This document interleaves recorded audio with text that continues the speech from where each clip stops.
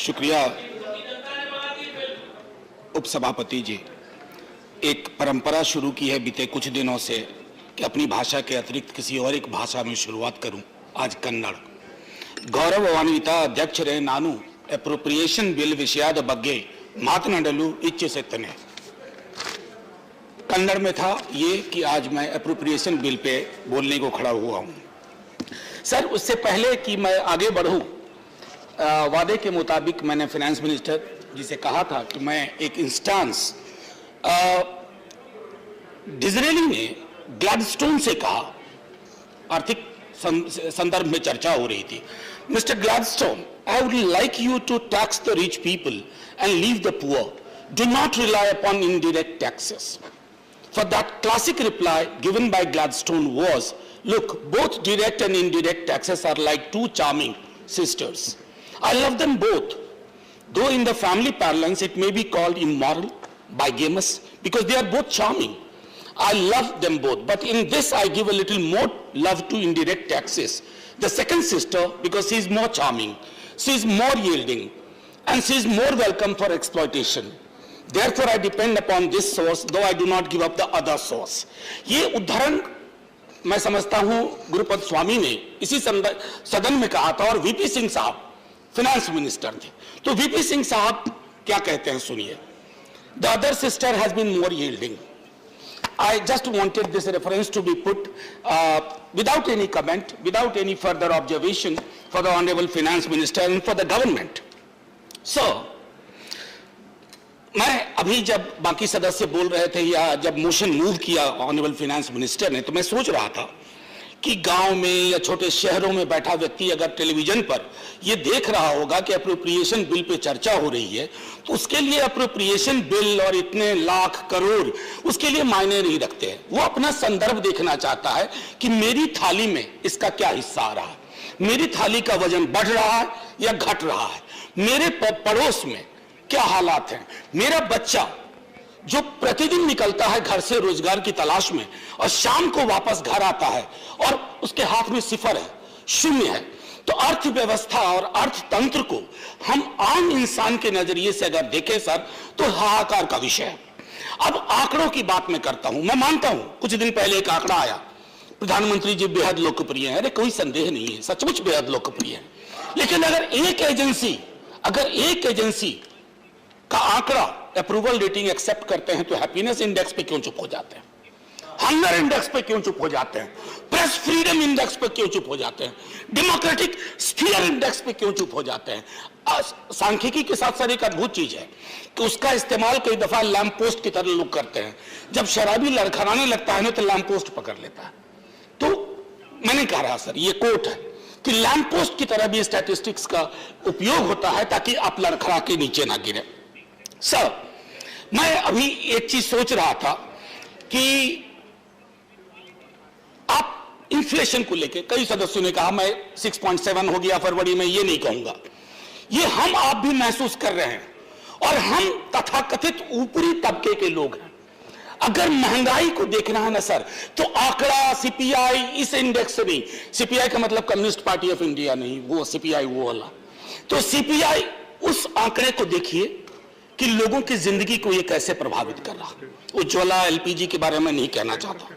अक्सर हमारे पेट्रोलियम मंत्री बाकी लोग कहते हैं कि सरकार नियंत्रण नहीं करती है कीमतों का।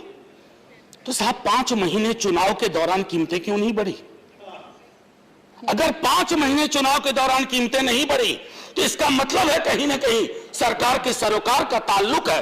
तो आप ये रिलीफ लोगों को दीजिए ना।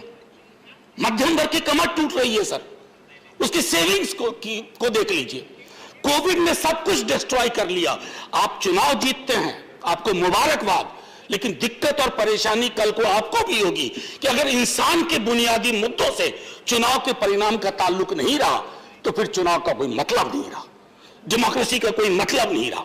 सर, $5 ट्रिलियन की इकोनॉमी, मैं भी अगर आप सच पूछें कि जीरो बिठाने बोल दीजिएगा तो मैं शायद ना बिठा पाऊं, क्योंकि 1000 लाख से करोड़ जाते ही शून्य की संख्या समझ में नहीं आती है। लेकिन सर, ये $5 ट्रिलियन की इकोनॉमी में बिहार है, क्योंकि बिहार के बगैर माननीय फाइनेंस मिनिस्टर अगर आप $5 ट्रिलियन के शिखर पे जाएंगी तो हमारे बगैर तनहा महसूस करेंगे, अकेलेपन का एहसास होगा। बिहार को छोड़ करके हमारे एक बिहार के सदस्य हैं, महत्वपूर्ण मंत्री हैं, वो मुस्कुरा रहे हैं। सर, बिहार की स्थिति बहुत गंभीर है, और ये मैं सिर्फ बोलने के लिए नहीं बोल रहा हूं, रिटोरिकल पॉइंट नहीं है। हर क्षेत्र में बिहार की हालत खराब है। रोजगार को ले लूं, सामाजिक सौहार्द को ले लूं, गरीबी को ले लूं, भूखमरी को ले लूं, पलायन को ले लूं, क्या छोड़ूं क्या लूं। लेकिन बिहार अगर प्लीज सर, प्लीज बड़ी माफी के साथ प्लीज सर 30 सेकंड दीजिए, क्योंकि बहुत सीनियर व्यक्ति हैं, उन्होंने ये टिप्पणी की है। मैं सिर्फ अगर ये कहूं ना, मैंने शुरू में ही आरंभिक मेरे पॉइंट को देखिएगा, मैं एप्रोप्रिएशन और बजट के नजरिए को आम इंसान के बात के जहन से देखना चाहता हूं। अगर इतनी साधारण सी चीज आपकी समझ में नहीं आ रही है, ईश्वर भला करे। मैं सर वो $5 ट्रिलियन इकोनॉमी की बात कर रहा था। Manoj, $5 trillion economy. अब सर नीति आयोग, मैं इसलिए ये चीजें माननीय वित्त मंत्री साहिबा के समक्ष रख रहा हूं कि उनके जहन में ये होगा। नीति आयोग का बिहार के बारे में टिप्पणी नाम देखिए, आपको चिंता होगी। हम वैचारिक रूप से अलग हैं, पॉलिटिकली अलग हैं, लेकिन बिहार आपकी चिंता का विषय नहीं होगा। मल्टी डायमेंशनल पॉवर्टी इंडेक्स में कहां खड़ा हुआ है बिहार, और फिर भी सर 1-2 मिनट दे दीजिए, ज्यादा नहीं लूंगा। अनएम्प्लॉयमेंट को लेकर के सर, बेरोजगारी को लेकर के मैं पिछली बार भी बोल चुका हूं, अगर हमारी अर्थनीति रोजगार सृजन नहीं कर पा रही है तो ये अनर्थ नीति है, अर्थनीति नहीं है। अभी मुखर्जी नगर में बच्चे बैठे हुए हैं, एक्स्ट्रा अटेम्प्ट चाहिए अलग अलग एग्जाम्स के लिए। देश के अलग अलग हिस्सों में लोग प्रदर्शन कर रहे हैं, सब किस चीज के लिए? रोजगार एक मौलिक चीज है, यह खैरात नहीं है, संवैधानिक। आप डायरेक्टिव प्रिंसिपल्स को देखिए, उसमें इसका जिक्र है। सर आखिरी, सोशल सेक्टर को लेकर के खुद पिछली बार भी मैंने कहा था, सोशल सेक्टर में जो कंट्रीब्यूशन है, जो बजटरी एलोकेशन है, या तो नेग्लिजिबल इंक्रीज है या डिक्रीज है। और ये सोशल सेक्टर, सर बस आखिरी 1-2 पॉइंट कहने दीजिए। सोशल सेक्टर शेप करता है आपका भविष्य, आपके देश का भविष्य, खास करके ग्रामीण उपभोग को अगर मैं देखूं, वो भी एक चिंता का विषय है सर। 8 वर्ष में सबसे नीचे है। एमएसएमई में 40% MSMEs either have closed down or are on the verge of it.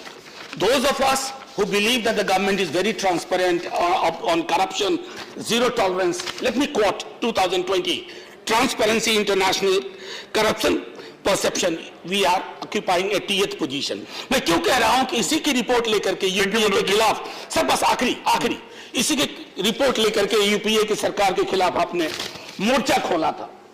आखिरी सर, मैं पुनः एक बार कह रहा हूं कि जब तक हम अपने एप्रोप्रिएशन बजटरी एलोकेशन को एक आम इंसान के नजरिए से, मध्यम वर्ग, निम्न आय वर्ग के नजरिए से नहीं देखेंगे सर, तब तक हमारे देश के सामने जो चुनौतियां हैं वो कम नहीं होंगी। चुनाव के नतीजे जो भी हो। आखिरी सर, जय हिंद से पहले, जो मैं सर्वसजदा हुआ कभी, नॉन फाइनेंस मिनिस्टर आपके लिए, जो मैं सर्वसजदा हुआ कभी तो जमीन से आने लगी सदा, तेरा दिल तो है सनम आशना, तुझे क्या मिलेगा नमाज में। जय हिंद। श्री विनय विश्वम।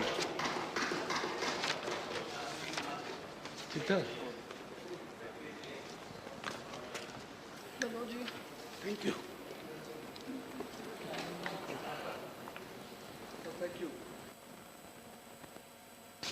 A finance minister